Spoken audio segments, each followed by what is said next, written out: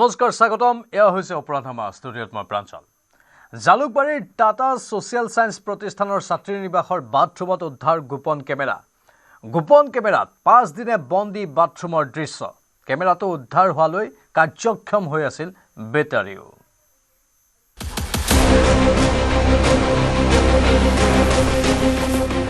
টাটা সমাজ বিজ্ঞান প্ৰতিষ্ঠানত চাঞ্চলকৰ ঘটনা ছোৱালী হোষ্টেলত আপোনাৰ কমন বাথৰুম থাকে আপোনাৰ কেমেৰা পোৱা গৈছে গাৰ্লছ হোষ্টেলৰ বাথৰুমত গোপন কেমেৰাত 5 দিনে বন্দী বাথৰুমৰ দৃশ্য আৰু এটো বস্তু আজি নটিস কৰিছে আজি যদি 2 দিনৰ পৰা আৰু কিমান আগৰ পৰা এটো বস্তু হৈছে আমি গম নাপাওঁ গাৰ্লছ হোষ্টেলৰ তৃতীয় মহলাৰ বাথৰুমত গোপন কেমেৰা উদ্ধাৰৰ পাছতে টিছত উত্তপ্ত পৰিস্থিতি দেশৰ ভিতৰতে আগশাৰীৰ শিক্ষা প্ৰতিষ্ঠানৰ ঘটনাক লৈ আৰক্ষীয়ে আৰম্ভ কৰিছে তদন্ত ঘটনাস্থলীত উপস্থিত হৈছে ফৰেনচিকৰ দল উচিত তদন্তৰ পাছত কালপ্ৰিতক কৰায়ত্ব কৰাৰ প্ৰতিশ্ৰুতি আৰক্ষীৰ और कई हद तक हमारे इंस्टीट्यूट ने हमारी बात मानी और हमारे जो दोस्त थे उनके साथ में बैठे सारे स्टेटमेंट्स लिखे और फिर पुलिस को बुलाया गया आसाम पुलिस आई है और फिर हाथों हाथ उन लोगों ने फॉरेंसिक टीम को भी बुलाया है लेकिन अभी तक जांच चल ही रही है हमें मालूम नहीं है कि ये कौन था कैसे हुआ কিন্তু ঘটনাক লৈ এতিয়া মুখ খোলা নাই জালুকবাৰীৰ টাটা সমাজ বিজ্ঞান প্ৰতিষ্ঠান চমুকৈ টিছৰ কৰ্তৃপক্ষই বুধবাৰে এগৰাকী ছাত্ৰীৰ চকুত পৰিল এই চাবোনৰ বাকচটো ওপৰত থৈ দিয়া চাবোনৰ বাকচটো খুলি দিওঁতেই ওলাই পৰিল গোপন কেমেৰাৰ সৈতে লাগি আছে এটা বেটাৰী উদ্ধাৰৰ সময়তো কাৰ্যক্ষম হৈ আছিল বেটাৰীটো অৰ্থাৎ তেতিয়াও গোপন কেমেৰাত বন্দী হৈ আছিল গাৰ্লছ হোষ্টেলৰ বাথৰুমৰ দৃশ্য লগে লগে ছাত্ৰ ছাত্ৰীৰ হোৱাটছএপ গ্ৰুপে বিয়পি পৰিল গাৰ্লছ হোষ্টেলৰ বাথৰুমত গোপন কেমেৰা উদ্ধাৰৰ খবৰ মুহূৰ্ততে হাহাকাৰ লাগিল জালুকবাৰীৰ টাটা সমাজ বিজ্ঞান প্ৰতিষ্ঠানত টিছৰ দৰে আগশাৰীৰ শিক্ষা প্ৰতিষ্ঠানতো ছাত্ৰীৰ সুৰক্ষা নথকাৰ ঘটনাই ক্ষোভিত কৰিছে ছাত্ৰ সমাজক বশিষ্ঠৰ পৰা উৎপল হালৰ report news 18 Assam north east দিল্লীত উত্তৰ পূবৰ যুৱতীক বৈষম্যমূলক আচৰণৰ ঘটনাই উত্তেজনাৰ এতিয়াও হাম কটা নাই ইতিমধ্যে ঘটনা সন্দৰ্ভত গ্ৰেপ্তাৰ হৈছে বৈষম্যমূলক আচৰণ কৰা একাধিক লোক উত্তৰ পূবৰ লোকক সুৰক্ষিত কৰি ৰখাৰ সংকল্প উত্তৰ পূবৰ সন্তান তথা কেন্দ্ৰীয় মন্ত্ৰী কিৰেণ ৰিজিজুৰ तेरे यहाँ पे आदमी मसाज पार्लरों में काम करते हैं हमारे यहाँ नहीं पढ़े लिखे हैं वो सब क्या बोला हम दारू पीते मेरा रूम चेक उत्तर पूबक লৈ বৈষম্য সহ্য কৰা নহব एक भी चीज मिला ना उसके बाद देखेंगे গ্ৰহণ কৰা হ'ব বিহিত ব্যৱস্থা তৎকালীন ভাবে आप देख रहे हो एक रेस्टोरेंट का ये सारा तमाशा आपके आगे हो रहा है जो औरत और जो लोग ने गाली किया वो अरेस्ट भी हो गया है उसका खिलाफ बहुत सख्ती से हम लोग एक्शन लेता है राजधानी दिल्लीर পৰা দিছপুৰৰ দূৰত্ব ৰাজনৈতিক উন্নয়নমূলক কাৰ্যত কমি আহিলেও কিছুমান মানুহৰ মনত কমা নাই এই বৈষম্যৰ দূৰত্ব ৰাজধানী চহৰখনৰ মালব্য নগৰৰ ঘটনাই সৃষ্টি কৰিছে চাঞ্চল্য এটা এপাৰ্টমেণ্টৰ চতুৰ্থ মহলাত বাস কৰিছিল 3 গৰাকী অৰুণাচলৰ যুৱতীয়ে পেটৰ তাৰণাত অতব্য সেউজীয়া অৰুণাচল এৰি দিল্লীত আছেগৈ 3 যুৱতী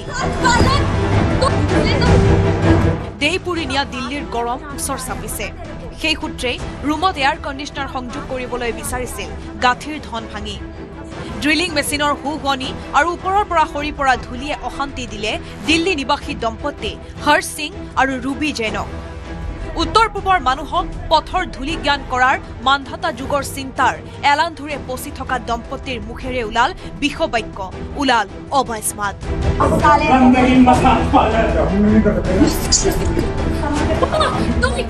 আলোচনাৰে সমাধান কৰিব পৰা বিষয়ত সমগ্ৰ উত্তৰ পূবক টানি অশালীন কথা বতৰা দম্পতিটোৰ তিনি যুৱতীক অশালীন প্ৰস্তাৱেৰে অপদস্থ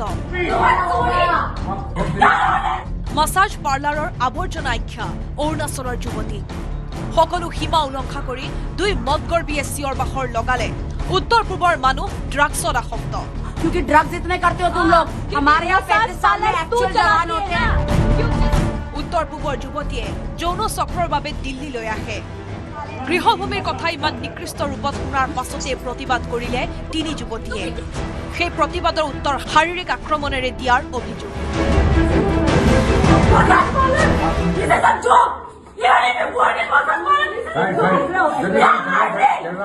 अच्छे से बहुत ज्यादा मारा, जमीन पर फेंक के बहुत ज्यादा मारा।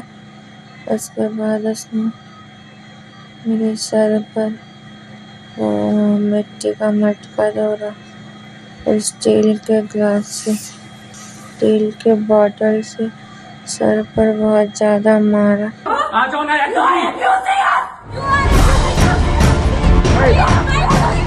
এপাৰ্টমেণ্টৰ মেনেজমেণ্টক জনোৱাৰ পাছতো ঘৰ খালী কৰাৰ নিৰ্দেশ দিলে অবিবেচক সমিতিয়ে ঘটনা সন্দৰ্ভত মেঘালয়ৰ মুখ্যমন্ত্ৰী কনৰাড চাংমাই গৰিহণা দি ক'লে উত্তৰ পূবৰ লোকক লৈ বৰ্ণ বৈষম্য সহ্য কৰা নহ'ব तुमने मेरे इमेज के बारे में क्या क्या बोला ना वो सब देखेंगे तुम क्या बोले हम दारू पीते हैं मेरा रूम चेक करो एक भी चीज मिला ना उसके बाद देखेंगे पीछे करके बात का kind of the language that was used, the kind of words that were used, and the body language is something that is really, as I said, was very sad. So therefore, this is very, very unacceptable. क्योंकि drugs इतने करते हो तुम लोग हमारे यहाँ আৰক্ষীৰ কাষ চপাৰ পাছতেই নিজা ৰাজ্যৰ যুৱতীৰ প্ৰতি সমৰ্থন আৰু সুৰক্ষাৰ স্থিতি ললে দেশৰ সংসদীয় পৰিক্ৰমা দপ্তৰৰ মন্ত্ৰী কিৰেণ ৰিজিজুৱে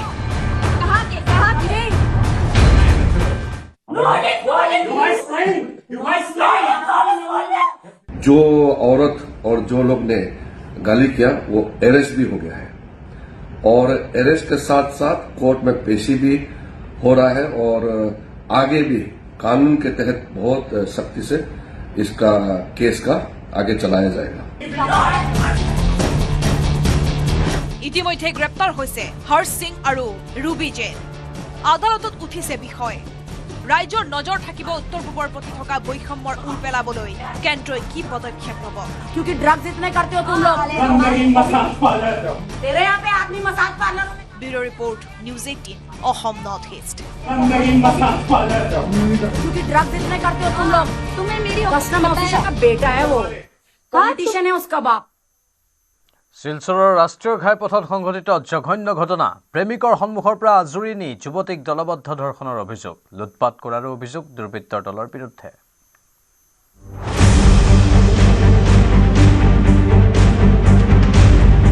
ৰাতিৰ ৰামনগৰত ৰাৱণৰ ৰাজত্ব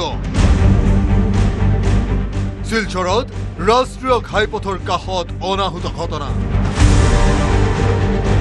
জঘন্য দলবদ্ধ ধৰ্ষণৰ ঘটনাত চাঞ্চল্য 7-8জনীয়া দুৰ্বৃত্তৰ দলৰ নাৰকীয় কাণ্ড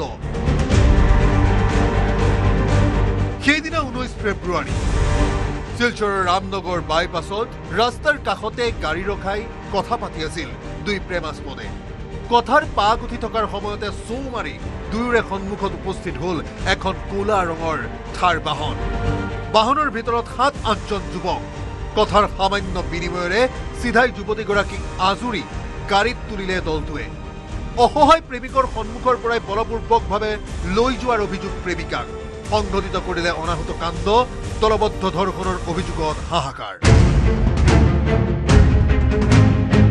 ঘটনাৰ পাছতে আৰক্ষীৰ কাষ চাপিল প্ৰেমাস্পদ তথা পৰিয়ালৰ লোক শিলচৰ সদৰ থানাৰ অন্তৰ্গত ৰংগীৰখাৰীত ট্ৰেফিক আউটপোষ্টত দাখিল কৰিলে এজাহাৰ আৰক্ষীৰ আগত ঘটনাৰ আদ্যপান্ত জনালে প্ৰেমিক তথা ভুক্তভোগীয়ে প্ৰেমিকৰ অভিযোগ কেৱল ধৰ্ষণেই নহয় সোণৰ আঙঠিও কাঢ়ি ল'লে দুৰ্বৃত্তৰ দলে প্ৰেমিকৰ একাউণ্টৰ পৰা কৰা হৈছিল 10,000 টকাৰ UPI ট্ৰান্সফাৰ ঘটনা সন্দৰ্ভত শিলচৰ আৰক্ষীয়ে আৰম্ভ কৰিলে তৎকালীন অভিযান UPI দিয়াত ধনৰ আঁত ধৰি আৰক্ষীয়ে লাভ কৰিলে আংশিক সফলতা পাওয়ার পর পুলিশ ফার্দার ইনভেস্টিগেশন করবে একজন আসামি ওনারা অ্যারেস্ট করেছেন ফার্দার ইনভেস্টিগেশন আমাদেরকে এসপি মহোদয় বলেছেন যে ওরা যত তাড়াতাড়ি সম্ভব এই ইনভেস্টিগেশন শেষ করবেন। দোষী যারা আছে সেই দোষীদেরও অ্যারেস্ট করা হবে। গ্ৰেপ্তাৰ হল নীলোৎপল দাস নামৰ এজন। চলি আছে ধৰ্ষণ আৰু লুটপাট সন্দৰ্ভত অনুসন্ধান। ভুক্তভোগী যুৱতীৰ স্বাস্থ্য পৰীক্ষাৰ প্ৰতিবেদনলৈ অপেক্ষা কৰিছে আৰক্ষীয়ে। আৰক্ষী বিষয়াৰ অনুৰোধ, সামাজিক মাধ্যমত ভুৱা প্ৰচাৰত মন নিদিব। আৰু এজন পাৰ্চন আজি শ্বৰ্ট এৰেষ্ট হ'ব চেম কেছত। আৰু আমাৰ এটা ৰিকুৱেষ্ট পাব্লিকলৈ থাকিব যে কেছটো অলৰেডি আণ্ডাৰ ইনভেষ্টিগেশ্যন আছে। ভিক্টিমৰ মেডিকেল আমি কৰাইছোঁ, ডেট ৰিপৰ্ট ইজ অলছ' এৱেইটেড। তো এই বস্তুটো যাতে পাব্লিকে আনভেৰিফাইড ইনফৰমেশ্যনখিনি যাতে শ্বেয়াৰ নকৰে। পাব্লিকক ৰিকুৱেষ্ট কৰিম দে শ্বুড বি কাম, আৰু একো এনেকুৱা পেনিক কৰিব লগা নাই। তো আমাৰ এৰেষ্ট যোনখিনি বাকী আছে সেইখিনি ইমিডিয়েটলি হ'ব। ইতিমধ্যে এই থাৰ বাহনখন জব্দ কৰিছে আৰক্ষীয়ে। এটা ৰাজপথত প্ৰেমিকৰ সন্মুখৰ পৰাই প্ৰেমিকাক লৈ যোৱা, 10,000 টকা UPI যোগে ট্ৰান্সফাৰ হোৱা, এই কথাবোৰে ৰহস্যখন কৰিছে বিষয়টো। লক্ষণীয় হ'ব আৰক্ষীৰ তদন্তত কেতিয়া ফাদিল হ'ব সমগ্ৰ বিষয়। Bureau report, news 18 Assam north east.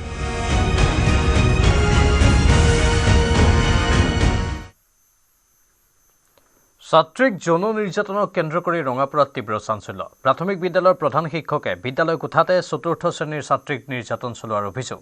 এই ঘটনা পোহৰলৈ অহাৰ পিছতে অভিযুক্ত শিক্ষকক কঠোৰ শাস্তি বিহাৰ দাবী অভিভাৱকৰ লগতে স্থানীয় ৰাইজৰ।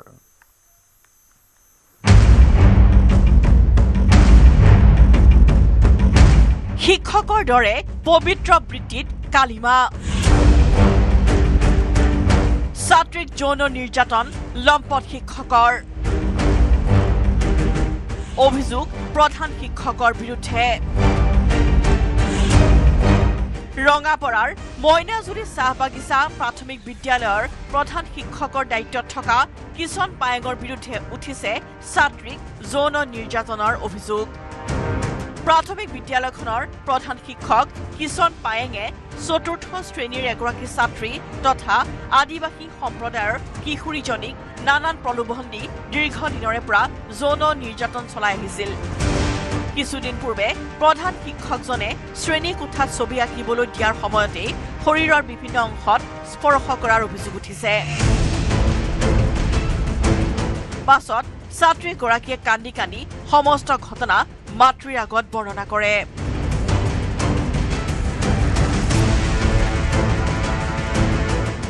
গম পালোঁ যে ছোৱালীটোক মানে আমাৰ যিজন ইয়াতে প্ৰধান শিক্ষক আছে, যে আগতো এনেকুৱা কৰিছে।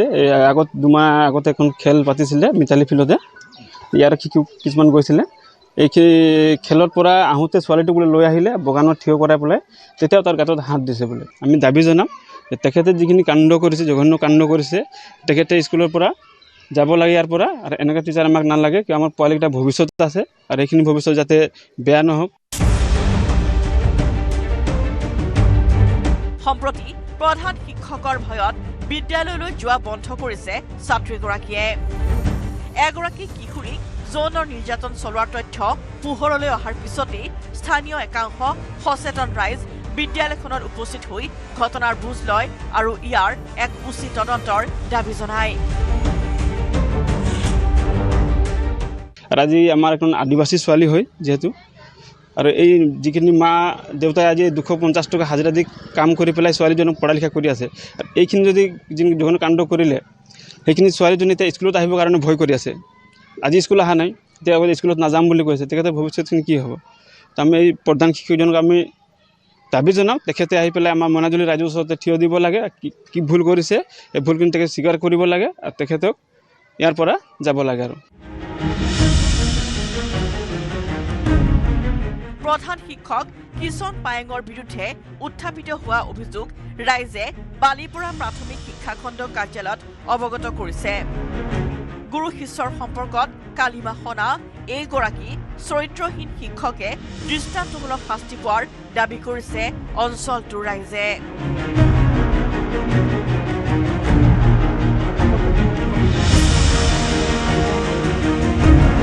ৰঙাপাৰাৰ পৰা ধনেশ্বৰ কলিতাৰ report, news 18 Assam north east.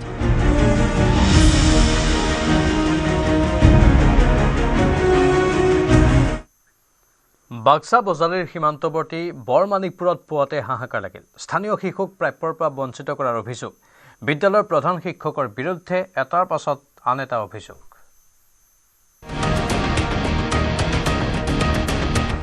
দিনৰ পাছত দিন যায়, হেড ছাৰৰ দেখা দেখি নাই। মিড ডে মিলৰ চাউল টমটমত যায়, দীনবন্ধু ছাৰৰ খবৰেই নাই।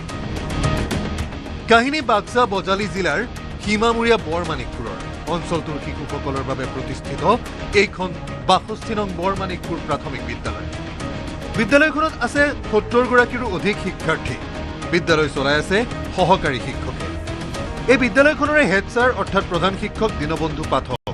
দীনবন্ধু পাঠকৰ স্কুল খোলাৰ দিনতহে বোলে দেখা দেখি নাই। হেডমাষ্টাৰক দেখা নাপাওঁ, হেডমাষ্টাৰ স্কুলত নাহে। স্থানীয় লোকৰ মতে হেড ছাৰ স্কুললৈ নহা ৪-৫ মাহেই হ'ল। বিদ্যালয়ৰ পাঠদানৰ পৰা ৰাইজৰ আপত্তি শুনালৈকে সকলো দায়িত্ব মূৰ পাতি লোৱা এইজন ছাৰে কৈছে কিয় বিদ্যালয়লৈ নাহে হেড ছাৰ দীনবন্ধু পাঠক। ছাৰ ইয়েলত থকা বুলি কৈছে, প্ৰপ'জ লেটাৰ আছে মোৰ। কিমান মাহ হ'ল অহা নাই? ছাৰৰ আজি ৩ মাহ হ'ল। আমি মানে এছিষ্টেণ্ট ছাৰ চলাই আছোঁ, মানে ক্লাছখিনি কৰি আছোঁ। বিদ্যালয়লৈ কেৱল দীনবন্ধু পাঠক নহাত আপত্তি নাই ৰাইজৰ। ৰাইজৰ আপত্তি আছে আন বহু কথাত। তাৰে এটা মধ্যাহ্ন ভোজন। ৰাইজৰ অভিযোগ বিদ্যালয়ৰ মধ্যাহ্ন ভোজন নিয়মীয়া নহয়। এদিন দুদিন দি সপ্তাহৰ বাকী কেইদিন নিদিয়ে মিড ডে মিল। খাদ্য 2 দিন দিয়া বুলি কৈছে, ল'ৰা ছোৱালী কোনোবাই 1 দিনো দিয়ে, 2 দিনো দিয়ে, সেনেকৈ দি আছে মিলে। কিন্তু মিড ডে মিলৰ চাউলবোৰ হয় কি? দৃশ্য এয়া। চকীৰ ওপৰত ভৰি তুলি মধ্যাহ্ন ভোজনৰ চাউল বিক্ৰী কাৰ্যসূচী আড়ম্বৰেৰে চলিছে। শিক্ষাৰ্থীক প্ৰাপ্যৰ পৰা বঞ্চিত কৰি চৰকাৰী চাউলৰ বেহা বেপাৰৰ দৃশ্য বন্দী হৈছে কেমেৰাত। অভিযোগ উঠিছে প্ৰধান শিক্ষক দীনবন্ধু ছাৰ এই দুৰ্নীতিৰ চৰ্দাৰ। গতিকে তেওঁ যদি স্কুলত মানে হেডমাষ্টাৰ হিচাপত ৰক্ষণাবেক্ষণ ল'ব নোৱাৰে, চাকৰি ৰিটাৰ্ণ দিয়ক। বিভিন্ন অজুহাতৰে আৰ্ণ লিভ লৈ থকা দীনবন্ধু ছাৰৰ বিৰুদ্ধে সৰব হৈ পৰিছে স্থানীয় লোক। তাৰ মাজতে সহকাৰী শিক্ষকৰ স্বীকাৰোক্তি, এই কথাবোৰৰ দায়িত্ব আমাৰ হাতত নাই। মিড ডে মিলৰ কথাবোৰ পৰিচালনা সমিতিৰ সভাপতি আৰু হেড ছাৰে চায়। কণ্টিনিউটো বিশেষ নাজানো, কিন্তু সেইটো প্ৰেচিডেণ্টে জানিব আৰু ব্লক অফিচাৰ ছাৰে প্ৰেচিডেণ্টক দায়িত্ব দি গৈছে। পৰ্যাপ্ত শিক্ষাৰ্থী থকাৰ পাছতো মধ্যাহ্ন ভোজন যোগান নধৰি চাউল বিক্ৰী কৰাটো কেনেধৰণৰ যুক্তি? স্থানীয় লোকৰ মাজত প্ৰশ্ন উঠিছে। কোনে কি কৰ্তৃত্বত চাউল বিক্ৰী কৰিলে তাকে লৈ উঠিছে প্ৰশ্ন। এতিয়া আমি সঠিক ন্যায়টো বিচাৰো। আমি চাউল স্কুলৰ চাউলটো বেচা কোনো আইনত নাই। যেখানে ভাগে দি নহ'লে পাছত ল'ৰা ছোৱালীক বানে খোৱা। অতি শীঘ্ৰে প্ৰধান শিক্ষকগৰাকীৰ বিৰুদ্ধে বিভাগীয় কৰ্তৃপক্ষক ব্যৱস্থা গ্ৰহণৰ দাবী জনাইছে ৰাইজে। বিষয়টোৰ তদন্ত কৰিবলৈও দাবী স্থানীয় লোকৰ।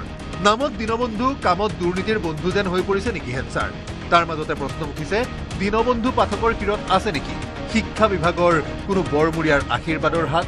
বিভাগৰ এনে অৱস্থাৰ খবৰ গৈ পাবনে শিক্ষামন্ত্ৰীৰ তাত? মুছলপুৰৰ পৰা Manohar Rajbongshi report, news 18 Assam north east.